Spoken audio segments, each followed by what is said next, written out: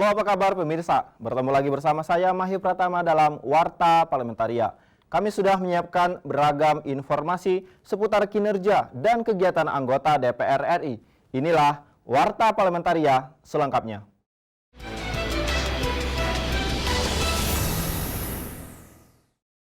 Untuk meningkatkan fasilitas penunjang kegiatan keagamaan, mulai dari ziarah, haul, dan penyelenggaraan Hari Besar Agama Islam, anggota Komisi 5 DPR RI, Rifki Nizami Karsayuda, mendorong revitalisasi kawasan makam Abah Guru Sekumpul, khususnya dari segi infrastruktur jalan, drainase, dan daerah khusus UMKM.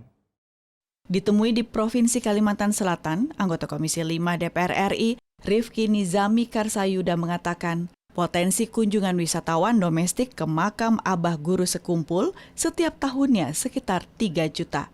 Rifki menilai fasilitas infrastruktur penunjang wisatawan masih sangat minim. Drainasenya bermasalah, jalannya sempit, dan kemudian dia tidak memiliki citra arsitektural yang jelas. Nah, karena itu saya dengan persetujuan Bapak Presiden, kemudian mulai tahun 2021 melalui Kementerian PUPR akan membenahi atau merevitalisasi kawasan ini dari sisi infrastruktur. Rifki Nizami berharap Kementerian Pekerjaan Umum dan Perumahan Rakyat segera merealisasikan program perbaikan kawasan makam Abah Guru Sekumpul di tahun 2021.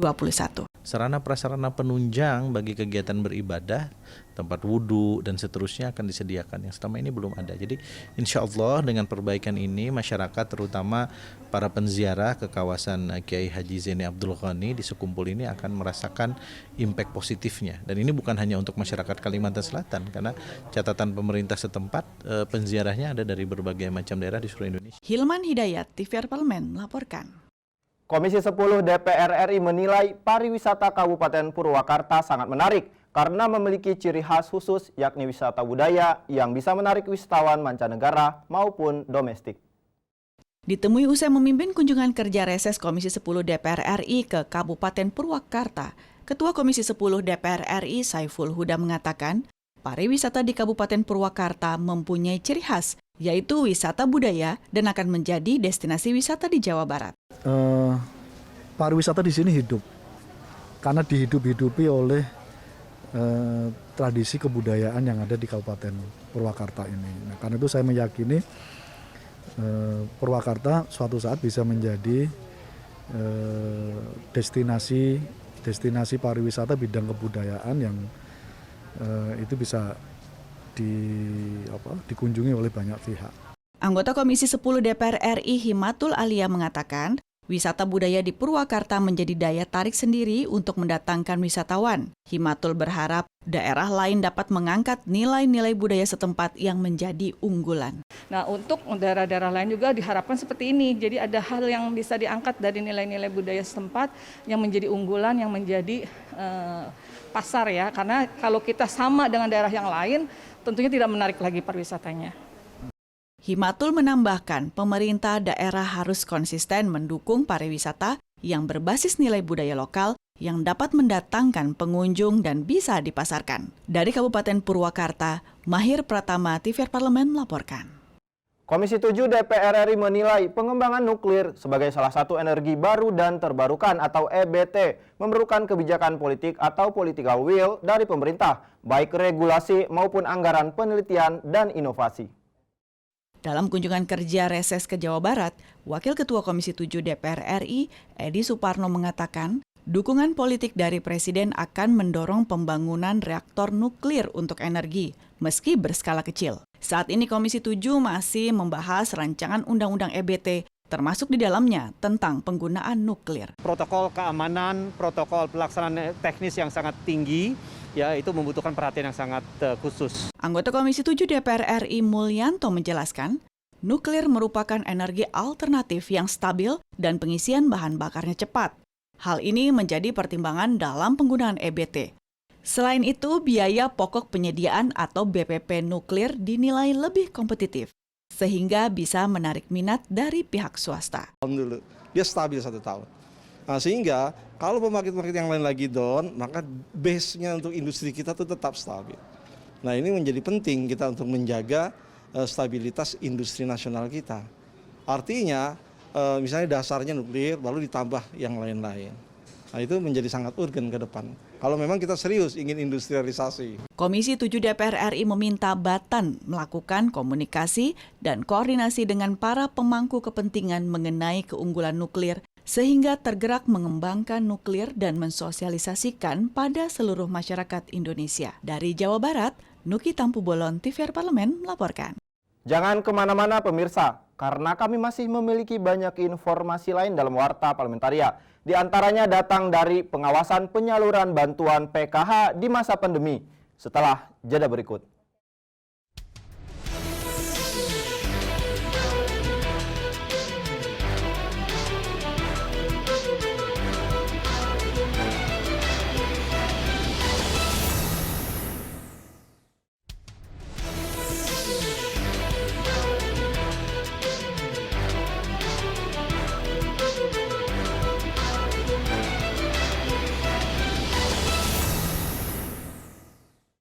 Komisi 8 DPR RI melaksanakan kunjungan kerja spesifik ke Kota Jambi, Provinsi Jambi dalam rangka monitoring penyaluran bantuan sosial program Keluarga Harapan dan penguatan program pemberdayaan untuk penanganan fakir miskin pada masa pandemi COVID-19.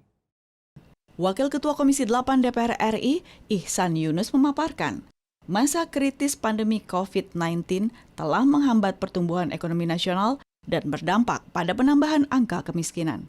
Untuk itu, skema baru bantuan PKH harus lebih realistis dan efisien agar masyarakat dapat terlayani dengan baik. Permasalahan data ini selalu menjadi masalah ya selama berapa tahun ke belakang. Tapi memang secara undang-undang yang namanya DTKS, Data Terpadu Kesejahteraan Sosial itu semuanya harus bottom up.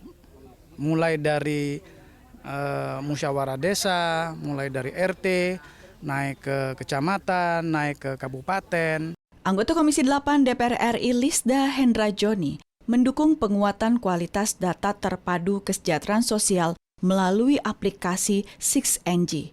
Menurutnya, pengelolaan layanan satu data kesejahteraan sosial menjadi penting agar penyaluran program pemberdayaan dan bantuan sosial tepat sasaran. Kita berharap dengan adanya sistem baru dari Kemensos yaitu 6NG, ya, kemudian data-data ini, verifikasi data ini bisa selesai di tahun depan, sehingga tahun depan itu kita sudah mendapatkan data yang valid, orang-orang yang tepat memang menerima PKH tersebut. Dari Provinsi Jambi, Fajar Ilhami, TVR Parlemen melaporkan. Komisi 5 DPR RI meminta pemerintah daerah Provinsi Jawa Barat membangun akses tol menuju Asrama Haji Indramayu guna memudahkan mobilitas jamaah dan petugas menuju lokasi asrama. Anggota Komisi 8 DPR RI Seli Andriani Gantina mengatakan, Pemkab Indramayu dan Pemprov Jawa Barat harus segera melakukan koordinasi untuk segera merealisasikan pembangunan akses tol menuju Asrama Haji Indramayu. Pasalnya, pemerintah pusat saat ini tengah menyiapkan Indramayu menjadi salah satu embarkasi terbesar di Indonesia. Ini target dari keseluruhan antara pemerintah Provinsi Jawa Barat dan Kabupaten Indramayu, karena kita ketahui akan ada pembagian pembangunan, salah satunya menguatkan pembangunan di Kabupaten Indramayu dari sisi religius. Seli berharap pembangunan embarkasi Haji Indramayu memberikan dampak ekonomi bagi masyarakat sekitar, khususnya pada saat musim haji tiba. Selain itu, fasilitas embarkasi juga diharapkan bisa dimanfaatkan sebagai akses keberangkatan jamaah umroh asal Jawa Tengah dan Jawa Barat agar geliat ekonomi di sekitar kawasan embarkasi Indramayu berangsur tumbuh. Jumlah jamaah haji terbesar di Indonesia hampir sekitar 40.000 jamaah haji.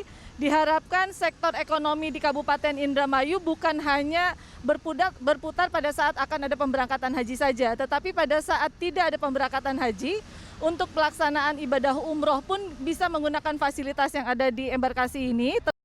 Dari Indramayu, Jawa Barat, Heriadi, TVR Parlemen melaporkan.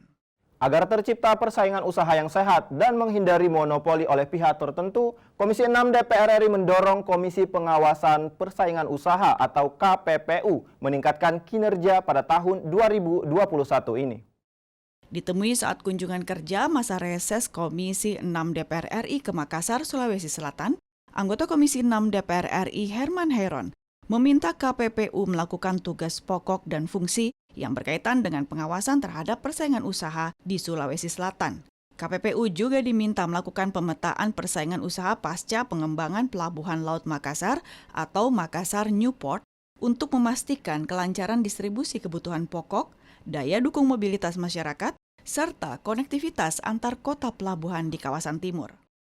Bahwa tugas dan fungsinya untuk bisa menjaga agar monopoli terhadap berbagai komoditas, monopoli terhadap berbagai situasi pasar yang tentu ini bisa dieliminir dan menjadi sesuatu yang lebih sehat.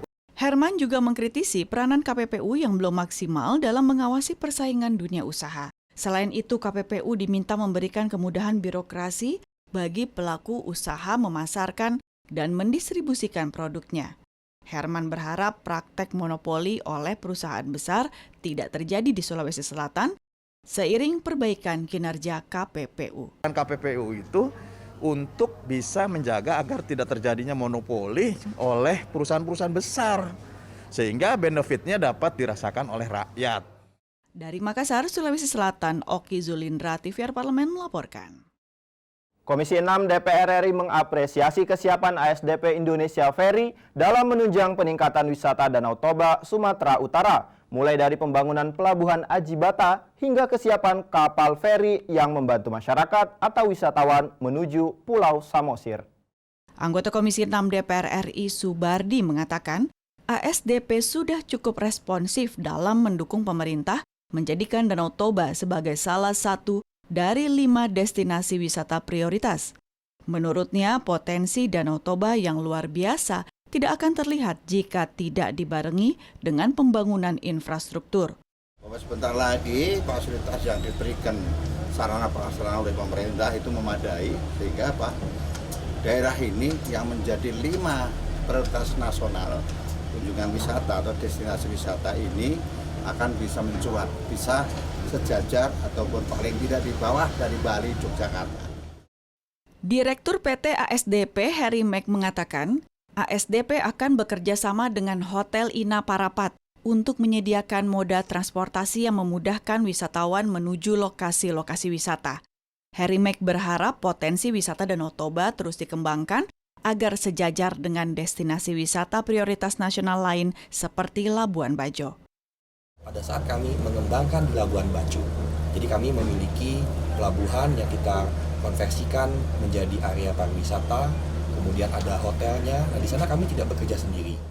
Dari Simalungun, Sumatera Utara, Nadia Kanaya, TVR Parlemen melaporkan. Pemirsa, kami masih memiliki banyak informasi lain dalam Warta Parlementaria. Tetaplah bersama kami.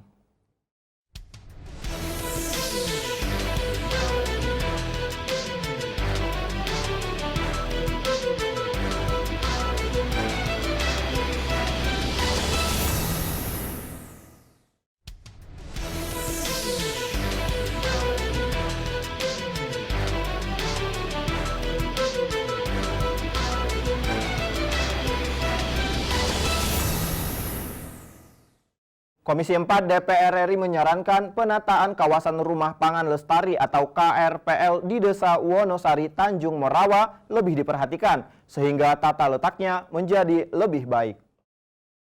Wakil Ketua Komisi 4 DPR RI Dedi Mulyadi menilai, kawasan Rumah Pangan Lestari di Tanjung Morawa sudah cukup baik. Kementerian Pertanian diminta memberi perhatian dan pendampingan pada kelompok-kelompok tanam, terutama dalam penjualan atau pemasaran hasil produksi, sehingga bisa terus berkembang dan memberi manfaat lebih banyak untuk masyarakat. Karena dilihat itu awet, kalau dipetik hanya sekali.